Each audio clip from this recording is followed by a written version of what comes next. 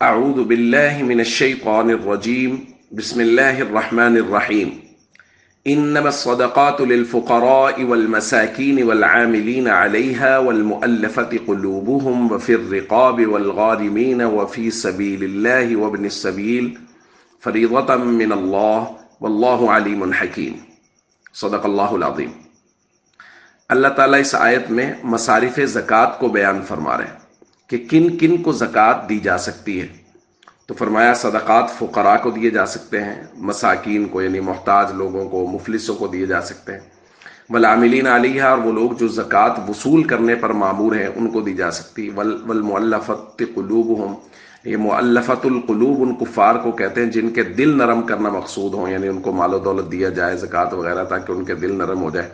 وفی الرقاب اور جو غلام آزاد کرنے کے لیے زکوٰۃ دی جاتی تھی وہ بھی زکوٰۃ کے مصارف میں سے۔ لیکن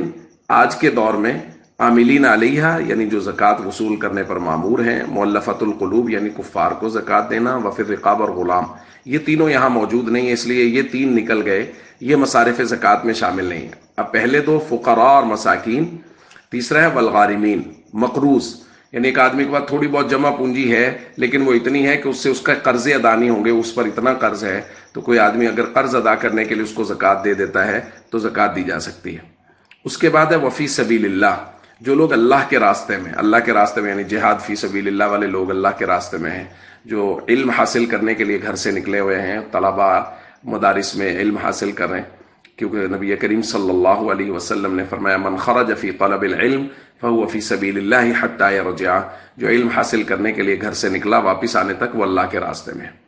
اور آخر میں ہے ابن السبیل، مسافر کو کہتے ہیں۔ مسافر اگر کسی جگہ سفر میں ہے، گو کہ وہ اپنے مقام پر جہاں وہ رہتا ہے وہاں وہ بھلے ہی مالدار ہو،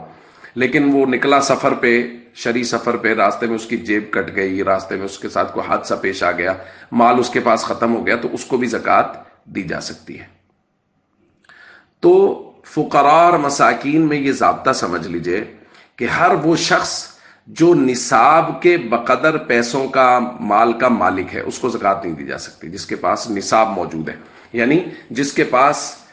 سونا چاندی اگر مکس ہے تو 1 تولہ سونا 1 تولہ چاندی بھی اگر کسی کے پاس ہے تو اس کو زکوٰۃ نہیں دی جا سکتی، چونکہ ان کی قیمت ملے گی تو وہ 52.5 تولہ چاندی سے زیادہ ہو جائے گی، جیسا کہ ہم نے کل بات کی تھی۔ اسی طرح اگر کسی کے پاس مال تجارت اتنا ہے کہ وہ 52.5 تولہ چاندی کی قیمت سے زیادہ ہو جائے تو اس کو زکوٰۃ نہیں دی جا سکتی۔ نقدی اتنی ہے کہ 52.5 تولہ چاندی کی قیمت سے زیادہ ہو جائے تو اس کو زکوٰۃ نہیں دی جا سکتی۔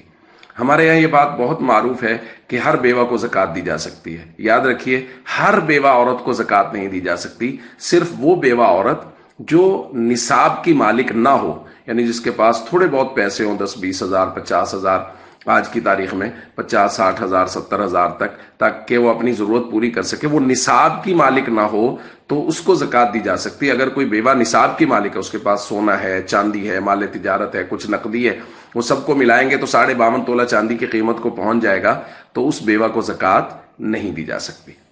ایک اور مسئلہ یہاں ہمیں سمجھ لینا چاہیے کہ رشتہ داروں کو زکوٰۃ نہ صرف دی جا سکتی ہے بلکہ رشتہ داروں کو زکوٰۃ دینے کا ثواب زیادہ ہے۔ نبی کریم صلی اللہ علیہ وسلم سے ایک صحابیہ پوچھنے کے لیے آئی تھی کہ کیا رشتہ داروں کو زکوٰۃ دی جا سکتی ہے، تو نبی کریم صلی اللہ علیہ وسلم نے فرمایا تھا لہا اجران، وہ عورت جو رشتہ داروں کو زکوٰۃ دے گی اسے 2 اجر ملیں گے، اجر القرابہ رشتہ داری کا کے ساتھ، رشتہ داروں کے ساتھ حسن سلوک کا اجر، وہ اجر الصدقہ اور اللہ کے راستے میں خیرات کرنے کا، صدقہ دینے کا اجر۔ تو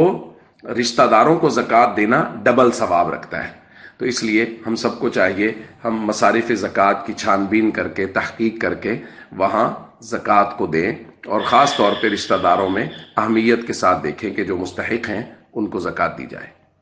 السلام علیکم ورحمۃ اللہ وبرکاتہ۔